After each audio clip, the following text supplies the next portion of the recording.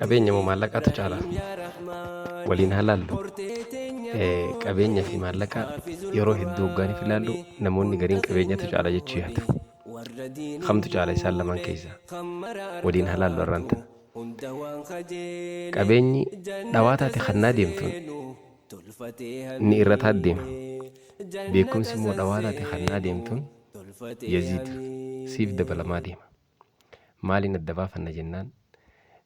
Gaaf takka Mu'aawiyah ibn Abi Sufyaan radiyallahu anhu ta'ala amiira al-mu'miniin Aaraabiin tokko alarraatti dhufe. Aaraabiin kun alarraatti dhufee maal jeeni? Obboleessa isaatii, fira isaatii, ani rahima isaatii ittiin ol seenaa jeen.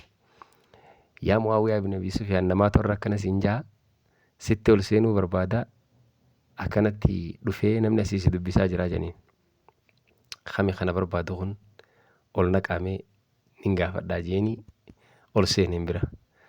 Gaardii malee waraana malee seenee bira. Gaafa dhufeetiin isa bira yoo ani rahima keeti jeen. Eeysummaan mee rahimummaa walii qabna naafati firummaa maalii walii qabna eeysarraan na beeyta ani eeysarraan si beeka jaanii walii gaafachuu seeni Mu'aawiyaan gaafateen. Yaa obboleessa kiyya baraate ilma deera kiyyaati jeen. Akkamitti jennaan ani abbaan kiyya Aadamii jeen. Atis abbaan kan kee Aadamii. Kanaafuu namni abbaan Aadam hundi isaatu obboleeyyanii arrahima kan keetii rahima kan kee maxxanfachuu qabdaa jeen. Ahaa wagga akkas taate dhugaa jettee jeen. Ilmaan Aadam hundi obboleeyyanii jeen. Mu'aawiyaati jaan. Hayyee du'uma maal barbaaddennaan ani rahima kan keetii rahima kan kee waa naa kannitii na maxxanfadhu jeen. Na maxxanfatuun sitti haalan gaarii waan taateef. Hayyee jeen Mu'aawiyaa ibn Abi Sufyaan radiyallahu anhu wardaa dirhama takka kanneef. Gaafa inni dirhama takka kannuuf dirhama takkitii tana fudhatee irraa achi hin deemne. Hatta eesh tana maalnitti godhe dirhama takkitii tana ati amiira mu'mintootaati mootummaa guddoo tanaa si harka jira dirhamni takka laa yunaasibu maqaama ka jeen bootaa tan teetii wajji waliin gitu waa wayyaa naa kanni jeen. Yaa obboleessa kiyya jeen. Yaa ilma obboleessa kiyyaa jeen. Bar jeen dirhamni takkitiin tun si guddatee jeen.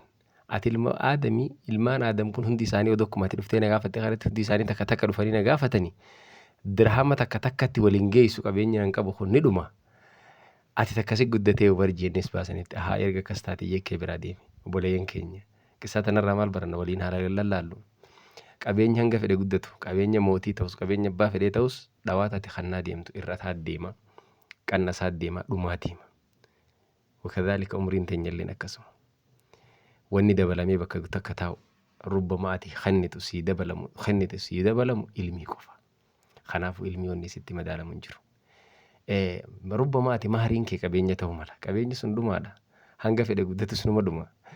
Garuu wallaakin namni qabeenya isaa maharii isaa ilmii godhate ilmiin isaa abadan zalaalamitti hin dhumtu. Tanaaf haa beeknu. Ilmii maharii haa godhannu. Ilmii jireenya keenyaaf itti haa fayyadamnu. Ilmii duuba bu'uura madda jireenya keenyaatiin haa godhannu, haa barannu, haa lallaallu. Bakka kanaa tanallee dhufnee taa'uu aadaa haa godhannu.